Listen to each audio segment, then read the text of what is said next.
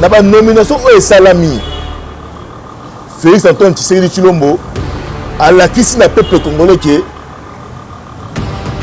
aza koba ba se retrouver inspecteur azara na commandement soda nyoso o avant na zamba yaka na walembe yaka région de Baninga na armée Kabila sa longo la pouvoir président Félix Awuti Brazzaville lobi que non FCC cache coalition ekufa te mais si c'est mon malobarabu coalition ekufa kala o eza le l'époque ya Kabila te général Yiba général Boma bazo ko couvrir yote o général Oselima Sekito kangi yo de boloko état de droit bitumbe komi makasi ngam la bizembo na te bitumbe komi makasi ngam la yembite ba bere rouge ne ba yembi na ba lelite bo lela.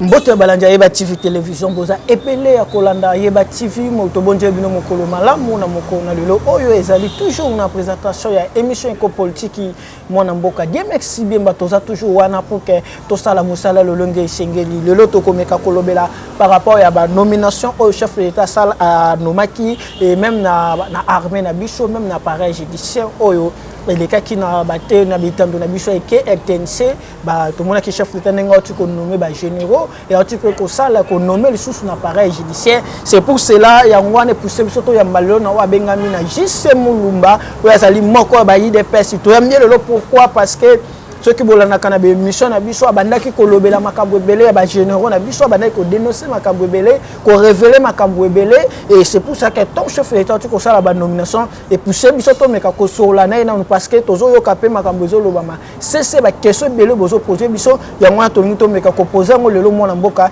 JC Mulumba boni kimia santé za kito rande bo mona donc Yambaki yote après marche to zalaki na marche zaki les 9 juillet bino IDPS ba organiser ki et après ba jour to yambaki yote to yebeke ba gaz zalaki après marche wana santé za ndenge ni bongo santé à Jekoko Mulumba non mwana mboka Jekoko Mulumba nzamba sungi sikoyo santé bandi ko répondre par rapport ya oyo ndenge na lobeka non mais sikoyo mwana mboka a Jukimia JC Mulumba pelo kolo sikoyo yeki bien on mona boye ko mona na nous mais siko ça va na o etali ba nomination bon toto betela ngona to kota na ba nomination juste oza mutu oyo banda ko révéler ko loba makambo belé ko dénoncer na même na kat na armée na o lex ni ko sala le temps ko mon chef de l'état après ko nommer et ba généraux et belé automoni le a sali changement na armée na biso yo ko loba ni point de vue mes amis bon eloko moko oyo na ngaka bandeko esengeli na bino botiaka minima to itango JC Mulumba lobaka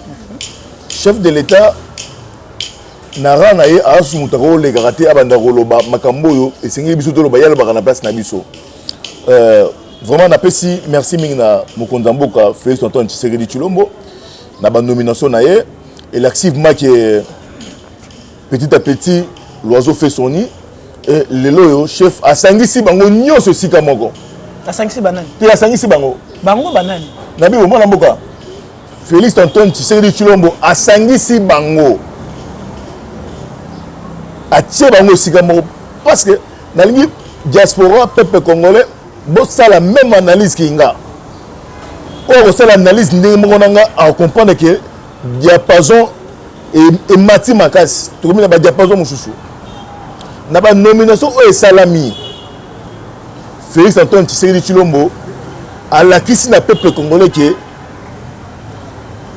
aza koba ba se retrouver inspecteur azara na commandement inspecteur ya liboso donc na yebisaki bino ke ayaki te bo ba yote JC Mulumba alobaka na ye kaka mais na tanga kombo na ye ya John Numbi na se no John Numbi ayete mais bon c'est la broyoka frappe na ba yango te na yebisaki bino beke non diaspora peuple congolais John Numbi a beau répondre à l'invitation à chef de l'État tandis que chef de l'État a tchaki avion et tambolaki Congo mobimba pour ramasser tous les officiers supérieurs mais il a ça qui mutu makasi pour aller bagi déjà mais fraction na yé mais fraction nini ba fraction moi mboka c'est que moi j'ai aimé lorsque l'américain va saluer décision en chef mais tant ba saluer oui c'est que moi j'ai aimé koyoka lelo Israël ko renforcer armée congolaise na matos koyoka lelo décision que mwana nyonso oyo avandaka na zamba mpe jise mo balobi yango soda nyonso oyo avandaka na zamba yaka lelo balembe yaka rejoindre baninga na armée Kabila sa longo la pouvoir azaka susu na mboko yote mais azo na majorité na biboye yo otuninga likambo ya bagénéraux tika na expliquer yo mokonzi ya mboka asangisi bango avandisi bango apesi bango bisika parce que faut bazala sous contrôle et puis faut koyebela oyo moko kozala inspecteur électricité ke aza na commandement aza na commandement te hein. Mais question de bato poser pourquoi alongoli John Numba azaki sanctionné na Libanda a la même place soit na général a mis au pas sanctionné Libanda. C'est que besoin comprendre Félix Antoine Tshisekedi Tshilombo te. Mais ya tout na roloba te. On est tout na roloba te. Na roloba ka so ko mi pene. Cela veut dire nini ngo. Ya John Numba na lobaki bomoni résultat. Mais au bout nanga siko ya songi na olobate ni parce que ba nommé inspecteur ata inspecteur ya ba nommé nani tango faute ba nommé so bango te ba nommé tango faute inspecteur ata inspecteur mais là faut ba que non peuple congolais diaspora inspecteur za suna commandement te boyebi musala inspecteur na olobate songi mais moi na mboka to beta na to sola non et lelo yo ba nommé chef de l'état a nommé ba généraux oui a sali changement wana mais et question ezo salama eza composé ming na ba congolais to mona ki ba général ya ba généraux bazalaki wana kala et bazalaki toujours ming bazalaki contester lelo chef d'état ndenga nommé ba généraux est-ce que il qui ko kozala que non armée na biso ko changer l'image moi na mboka balobaka boye ce qui mutu eza ko pola ndako nyonso ezalaka na evandisami te tant que chef de l'état aza na souci ya peuple congolais aza na souci ya armée oyo nyonso bandome même azalaki ndoki même azalaki moyibi oyo eza état de droit oyo eza lokola époque ya kabila te général yiba général boma bazokocouvrir yo te au général au seulement c'est qui to kangi yo de boloko état de droit même azala ki ndoka ko changer nabi boye nga na zone ngato pesa important c'est bien la micité parce que ba dossier ya miss et yebana na MONUSCO na communauté internationale abana hotel la M23 manduki yebani te yebani oh tozana bango balobaki mais azana pourquoi bino bolingaka Félix Antoine Tshisekedi Tshilombo akendaka mbangu ndoki ko changer ce qui ne changer te etali mona mboka président Félix a tellement na martyr abonza pouvoir na ye pa nzambe abonza mboka Congo na maboko ya nzambe cela veut dire mutu nyonso okoyela ye na sima mukongo akokutana na elombe nkolo eloko Salomo salaka abinzambe nkolo opesinga pouvoir pesanga mayele bwanya ya kotambwisa yango c'est ce que Tshisekedi Tshilombo asalaki yaya bonga za su nini mais toyoki ba rumeur toyoki ba ndeko belé baza kolela côté ya ngambo FCC bazoba que non bozotambusa pouvoir na coalition et c'est là que bayoka basa la consensus pour bisaka yo boye na lobaka na ngai président Félix Awuti Brazzaville alobi que non FCC cache coalition ekufa te mais juste mon balobaka boye coalition ekufa kala yo mo bomiango te pour c'est ça la diplomatie ce que tu lobi te c'est que Hollande qui va bérer rouge va éminer Moumo. Hollande qui monte. Non, oh, il y a président na bango. Président na bango. Salo zonga. Bitumbe comme makasi. Bitumbe comme makasi. Ce qu'on a dit na basuni. On a dit na basuni parce que va bérer rouge. Ba tout est que non. Raïs ndé makambo. Mais lelo. Raïs a combien d'indeke. Bukavu. Si quoi ça Bukavu. Ozo qui mani. Azungawa. Ozo tambola za président. Aza ancien président. Aza na liberté. Tambola mukanya. Qu'est-ce que tu m'as congoté? Ah, c'est moi pourquoi? Ah, ma congoté. Soit que ça m'a congoté. Quand la main fleuve va doyer, Bokangaye. Donc diaspora peuple congolais pour faire kimia moi la mboka jise mulumba molobeli na bino a informer bino donc bien avant donc mandefu a hotelengana lelo awa lobi kuna bisika rola le komi ya doute bisika rola la te parce que ça na majorité na majorité na informer que boye baké il y a 120 députés à FCC au bato le chef bakuta na président de la République pas ça ba bero jouer mingi ndemozani bitumbeko makasi bon ba député ba on a bisa yo papa président Tshisekedi wa mulumba azalaka majoritaire peuple lingaka ye nga lo bango soki diplomatie eza makasi te bako nomo président lelo peuple ko voter lelo lobi olongwe Chilombo diplomatie eleki niveau diplomatie na armée na kosala na semaine socialité wana bisayo mwana mboka pendant 18 ans zana toujours moi sima Congolais ça dit 32 ans na dictature à Mobutu même situation Congolais ça dit 3 ans dans Laurent Désiré Kabila même situation Mandé faut 18 ans c'est là le calcul 35 ans il y a lutte, il y a dictature, plus 18 ans, et c'est 53 ans. Il y a dictature dans Mboka, 53 ans. État de droit, même pas 2 ans. L'autre, c'est le Bahawa, Boningi Boza charge à 53 ans, Bocha Likolo a état de droit. Mais Bisso Bato, tu n'as pas peuple. Bisso Bato, tu n'as pas volonté en Zambé. Tu sais que tout le monde a changement. Mais Bindo FCC, Bindo Bato Yakisi, Bindo Bandoki. Donc on a changement parce que diable a floué bino nga inde na table so bisine kono to e mati parce que Kabila yeba yimbongo na mboko yo alors azo linga cha muninga na chèque mais on est allé coalition na ebisi ba na poto tout na sous question wana te tango coalition zalaki Félix Nap Kabila bakutanaki sans intermédiaire na kosi est-ce qu'il y a besoin pour Kabila amona Félix fallait s'asseoir là.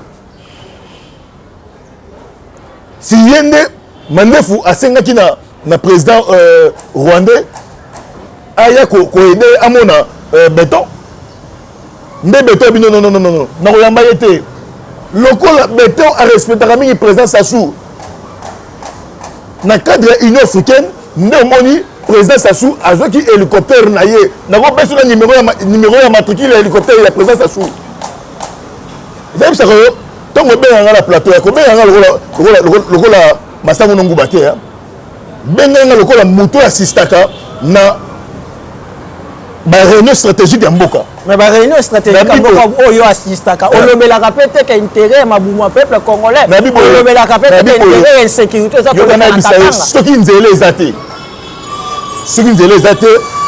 soki bilanga ezate to ko compter na mboka te pona ko lia te yango moni président Félix a favorisé no banzela comprendre tant banzela to sur la awa au sur tout Holanda ba au tout pesta ba fond na ministère de l'agriculture pour que baba na ko financer pour la vie sociale ya peuple échanger faut la histoire même sur les journalistes faut la histoire pour la bloc Fayulu awate ngana sengi pardon mwana mboka ngana bloc ya Fayulu te faut la sengi ngana bloc ya Fayulu te eza question bana senga pardon na senga pardon Fayulu basenga pardon peuple congolais bolimi sanga pona na senga mboka kimia akosi na mulongo omoni Congo yo bozo baté to comme en étape moko oyo bactérie politique nyonso bakoya bavandi tout autour ya président Félix pour na komema Congo de l'avant et puis na répétera likamboyo nanu mandat Félix e bandati elongo bani toza na transition sans Kabila période nyonso makambo boboya ke pa Kabila asala yona bisayo yaya ezablo musu faut pas que se complique ka toza na période ya transition sans Kabila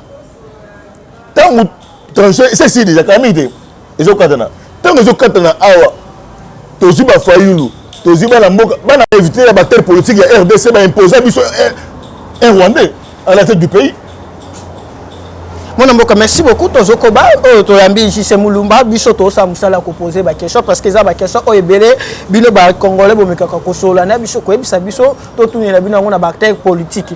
Mais mon mboka to connaît toujours kana ba nomination, to moni pe sous chef d'état tu ko sala ko nommer ba magistrat, ba juge na pareil judiciaire, alors tu ko sala moi changement ko landisa ma komona ba juge au chef d'état tu ko nommer yo ko kolobani.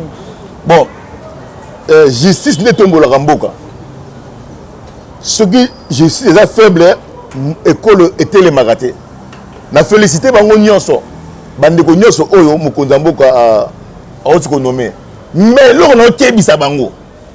Il faut bande ko na biso nyonso oyo ba magistrat, ba maître avocat tout boye baké boza pe au-dessus mibe côté. Bien sûr, binone ba poser ko mettre en application parce que boté en classe. Ceux qui infraction ils sont quoi une infraction, il y a quand même mibe au kangayo. Et le bini corruption.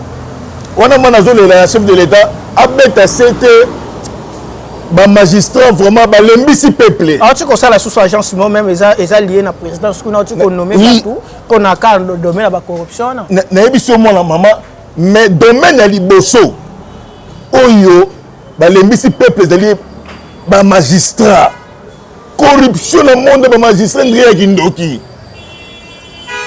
chef de l'État peut se faire confiance mais bango moko na ebiso ndenge bazo ko tungisa peuple qui na ba tribunaux au cas moi au monde ba comportement moko donc au compte du matin mais moto vraiment ba pesa le coup na justice ya mboka parce que mokonza mboka lobi bien que non ce qui justice est faible à cause de musala bienté mais yo une nomination mi battre la terre quand moi salaire aux ozoana et qu'on permettre yo au vivre quand ba prime aux ozoa bongo ba kanyaka obo yo CCC musa nango nini to ko dans système ya ko dévoiler bango hein au dévoiler bango et juste on a bisa yo fondation juste mon musa nango yango wana to compte lisu nikola lisu onga magistrat onga maître avocat songolo onga président bebo sur to jio na corruption mbala moko.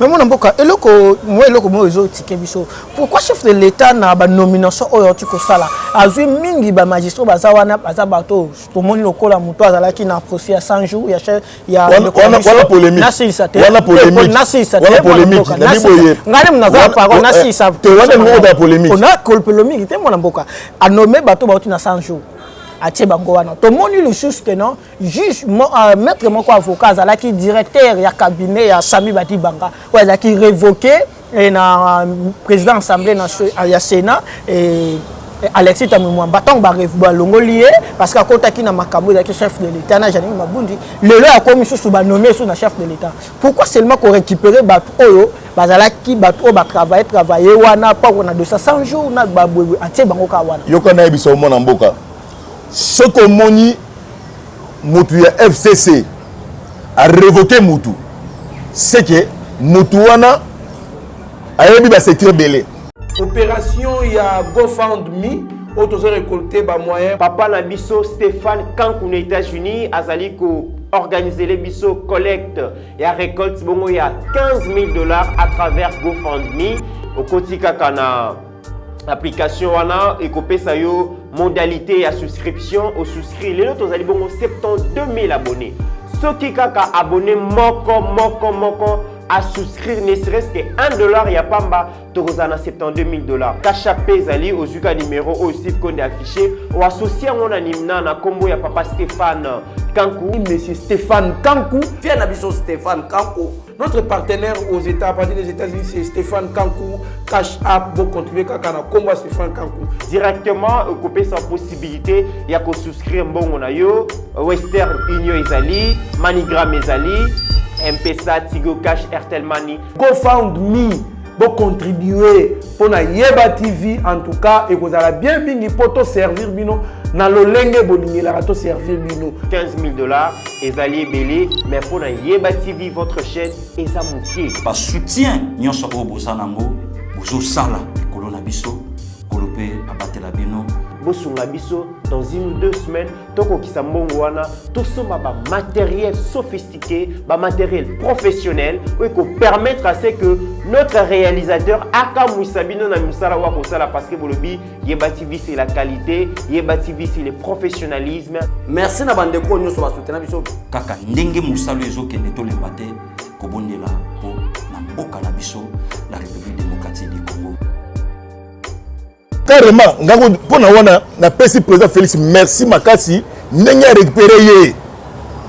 Pour avec une raison à récupérer pour kanga susu pour atteindre susu na bisio mona mboka dans ces pays tant que ba sénateur na bino ba l'existe moment ba coexister Congo za passi faut que tu batu oyo baza na maîtrise et non batu oyo ba expérience té batu ba na maîtrise ne ba ko benda ba oyo ba na expérience té oyo assiste na inikin pour banda musol a le stage alors totika ba commentaire rebelle si ba nomination chef de l'état wana nde ba commentaire mais ya Rosa Malonda à travers ka na Seni Rosa bona bisayo Rosa Malonda a travaillé comme lisu ya Kabila na kati ya Seni Rosa Malonda aza pa ba petit Rwandais au Kabila zona Rwanda tangisi bango awa yona bisayo ndenge ba infiltra RDC ba infiltra ngo sikoyo te ba infiltra ngo ba 20 ans passés tant que pendant que Mobutu était dans Mboko Zaïre déjà infiltré ozomona Rwanda atindaka batu na ye Burundi atindaka batu na ye baye awa na inikini wana bavana ba homme batanga ba classe wana basilisi ba changer ba identité ogo Buragaguza akomi mamweni ezaki plan ya Rwanda Burundi pour ko infiltrer Mboko entre autres le bomoni ba Ronsard wana so bolandi ye yona biso so la dit bien Ronsard au Congo que ça roux tant faut rougiza Rwanda c'était Rwandais mais maman on est sous belagi maman na ebité bato ba sa commenter si masuba ya maman on a sous belagi Ronsard et ça pouvoir oh bana mboka balakisi ke bino maman bo tarabiso bino pe ceux qui font tout nzela te besoin pouvoir ya ko modiri biso yango moni Ronsard chef na retour na ye abwaki obike azov ma proposition na tela ka Janine Mabunda on comprend que non que parce la critique ya Rwandais na mboko yo mona mboka na me ko tourner OK somoko oza katange ngai baza congolais ozala Katange, ozala Muluba Kati, ozala Tsugina Mongala, oza congolais. Merci beaucoup pour la réponse. Mais tout le monde est un chef de l'État. A aussi que ça la déclaration. Azoti bango, azoti Katange le kola. Parce que bango ne va pas payer identité. Seul le bingo va traiter. Quand même Katange wana, ne va commissaire Kabange. Yemo mi koma Kabange te ba. Na biboye, papa Tungu wa kwanza alobango ke bango nde bapesa kombo ya Kabange Joseph Kabange ezaki Hippolyte Kanambe bavandi baétudier bazwi Kanambe komi Kabange Hippolyte ate Joseph lelo tafini bango eza pasi babaye onga na lobi moto alobango eza papa Kyungu babaye Hippolyte atambusi mboko papa kende omona bisika oyo na bamboka bapaya bisika uta nenga tongi na nenga tiki mboko doso na soni te c'est président zo bane garçon wana makende respect na pese respect ya bon aboma ba chebe yawa e bien na kana bo match sike de mulumba respect c'est que le kufena na biboye batinda oli ilunga abomaye babete amboli pulmonaire oh ba bo na poison de même des autorités ba bo na poison oli ilunga mutaboma Tshisekedi na lobaka yango soki amoni ke na kosi a contredire nga ba preuve na kobimisela ye non kamote diaspora justement baloba yango chaque jour awa mutaboma Tshisekedi ezalaki oli ilunga batindaka ye par remerciement wa commissaire ministre de santé na loba yango mukie mais so na tomboki bosi na osala émission spéciale wana bozala 50 na expliqué bino neni oli lunga certifié médecin ya papa Tshisekedi yem da bomaye bongo ça tu vas mise à santé deni sur bomaye pon baza mulongo yango moni tipo mukuso yo alors que notre secrétaire de Mumba qui est aux ongate na la kanda ne ba popo yo pozo loba e ko pesa bango pe kanda ya na biboye tango yo zo loba ko autorité morale na bango autorité morale ya menani o to kima Congo siko o bokanga e azana immunité parlementaire azana immunité parce que chef autorité ils ont protégé yo na bisa yo nul ne décide de la loi le rose d'immunité boma de merci batika yo. Oh. Mais mon amboka, merci beaucoup par rapport à ma propos. Tout le monde dit que non ni Obeminaku, Ortiko Loba, à Keneko Kutana, Fidelo Mbongo, par rapport à retirer loi naye, au Bango Kotekina Sakata, à lobby bien que non, y est à retirer loi na Bango te. Et ils ont une habitude comme l'Assemblée nationale. Pour naye, loi na Bango bako retirer ceux qui se sont à l'Assemblée nationale. C'est une façon ya rocha Congo na Kao. Mais je te promets, tu vas finir par kokanga banklo wana. Peuple okangango. Na biso boy. Okangani. Peuple okanga, moni clôture ya parler belona. Peuple a bloqué ngo. Le 9, il y a avant goût. Ce qui baza mibali, bazonga na buzo bala bango wana, beaucoup moins le peuple ko sala. Député ko sala musala na selon le règlement d'intérêt député a sala musala pona d'intérêt na yé pour la PPT tandis que Félix Ossa Moussa pour l'intérêt à peuple congolais. Mon frère Soriba Oiba drone na yo hein on va tenter de sur la député T FPI ah c'est le papa na yo afuta mon FPI mbongo ya des fois FPI yé obé minoko on son pourquoi on s'en to sunga peuple to distraction to sunga peuple. Merci beaucoup. Tu as Hollande sous Benoît, tu as Lobakeno, Benoît Loi Boazali président pour constitutionnel. À l'objet que ce Kassala qui va venanga Benoît Luamba. Je sais mon appel sur Mbote. Alors moi na mboka. Attends que âge oyanga. Il faut tirer les pambolines du peuple congolais. Chef, ngaité hein, Kanambe, ngaité. Papa Kende. Nini Kanambe mtongo lobaka Kanambe wana seno yo azera ka yem toto gérer mboka na basalaki Kabila atikaki pouvoir na nzoto na esprit hein na esprit atikaki pouvoir te yango moni amemi batu nyonso ne bandeli accompagner na que non so na salima sekiawa bazali na ngambo basi bakota kiawa bana pe ba yebisa que non soki muta kufi ils ont moutou na yo. Donc, Hippolyte ya Kanambe c'est histoire c'est le cas. A memi batouana à se protéger à tiki bango. Bango ba ki ba lingeli e boule. Bazongi ndeza boye FCCND est livré Kabila na CPI. Nani parce que à se protéger ki yemoko à tiki bango ba otelengana. Les moutou à se protéger ka yemoko. Atika ki ba obé mina ko nyoso na ba otepa tipo ali mbongo ya campagne na tonganda ko nani Ramazan Shadari ba ba otepa ba ki ba lingeli e boule ba zongi siko ba livrer ye a to lo ba wa FCD Kabila est livré na CPI ba zongi c'est kimia ya on a bisi diaspora peuple congolais Chilombo a yambara sous Kabila na téléphone té partenaire politique na bino to costa qui partenaire politique aboma biso pendant 38 ans 37 ans na boyo bengi partenaire politique atinda ba tumba ba massa na biso na permanence to kosiye to yibi shawarma to yibi hamburger to bimi roger gizengi il pas bloqué dans l'Assemblée nationale bloqué na ba gouvernement bloqué na Sénat yo yebisa yo kana biso étape de commis étape ya Chilo Mona comme qu'on nommé gouverneur et ensuite Marmoté comme pas Félix a nommé c'est fini voilà semaine ko ka nomination de gouverneur et ko ya renommé na ordonnance mona mboka togomina tozokoma na suka eza débat moko salamaki et ba lobby ezaki contresigné na vice premier ministre Gilbert Kakonde na n'importe Chibala et Salamaka n'importe Chibala et Salamaka na au bâtiment on a tourné José Makila et Salamaka José Makila a contresigné ba ordonnance ce que pas Félix Babezani. Le quoi il y a ça là qui ne peut pas. Il Kamba a se racheté na yé. Ça faut te féliciter. Il Kamba na boye instruction na bango ya Kingakati.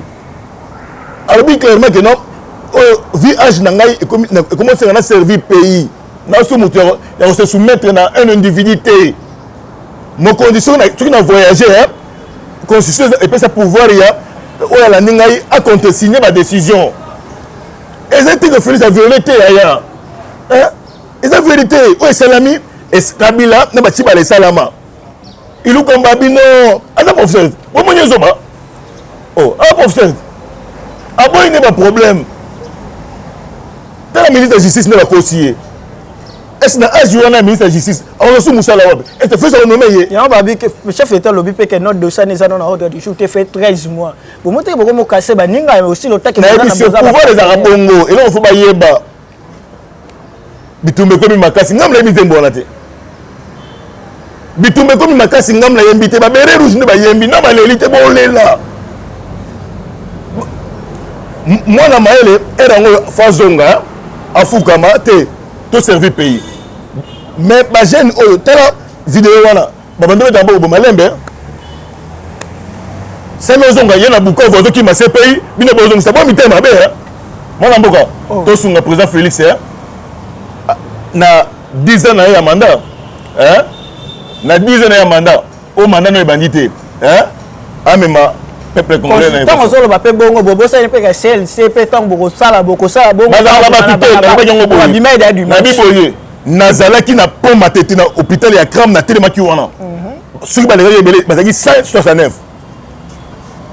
na biboye na telema ki na poma tete tango ba bimi changu bazaki na mesela be nani monsieur l'abbé zombie oya suki ebele wana balekinga wana bazaki 169 na moni colonel bienvenu merci na musalo sagi azozo sabo ko bala mikie les boy ba comme l'échangeur les boy IDPS ne pèse la force IDPS to pèse force de marche ndo mo ba résultat ya CLC tant que IDPS comme ko protéger pouvoir ya peuple ba trambaler ebele ba ko misala. Merci beaucoup, Président. Nabiboye, F. Bazaï Batika Eliezer. Au Outa na IDPS est pesa yo vie. Soko lingo kote na marambouya. To kote na marambouya na yo. To ko expliquer peuple congolais oyo zali pe oyo sa na IDPS. Asalani. Hein? L'émission Zoya. Yo za songi songi hein. Merci beaucoup, comme vraiment la souka président. Et avant de la message, le ban un mot par rapport à la fondation JC. Na pesi bana nyo sur la fondation JC Mulumba, mon elaka mbote mingi pe ba félicitations à Moussa Bosala. Après le 21, toujours lancé sortie officielle de la fondation JC Mulumba et que dans la carnaval, il y a vu la Kinshasa démonstration de force hein. La fondation, seule fondation où ils ont besoin de Bosungaraté. Hein? Seule fondation de Betaramato, la fondation JC Mulumba. Alors tout sunga baye bakufela donc ba veuve ba orphelin ba orpheline fondation JC Mulumba zo sunga bino ça ko senga bino ba 1000 francs ba carte hein. Merci beaucoup na président JC auto yamba kezala ki JC Mulumba azali moko ba IDPS merci na ye na opportunité parce que bo moni ndenga telemi ba benge moi urgence moko boza mbangu et aza toujours wana azalaka toujours wana tant to benga kai pour que aib sabino makambo zo leka na mboka na biso. Merci beaucoup soko za na posa ko benga na fondation ya JC Mulumba pour que on s'adhérer ou bien besoin moko na JC Mulumba au contacter biso na numéro ezali boso na bino to ko yebisa yo nini osala pour que okota na fondation ya JC Mulumba. Merci beaucoup mec qui soit quoi zaki na sima caméra HD Konde les petits génies grand réalisateur na kati na Yeba TV toza toujours na opération toza na besoin ba soutien na bino bo de biso pour que to sala na ba matériel ko permettre biso to sala musala bande ko na biso akatanga bozo benga biso oui message na bino comme biso to sala te ba moyen nyonso pour que to quitte na katanga en équipe Yeba TV to sala bino musala parce que des man na bino vraiment comme ko lekela biso vraiment ils a chaque fois bo benga biso toza toujours wana na tik botika toujours branché na ba programme na Yeba TV beaucoup ala jamais déçu. Merci beaucoup.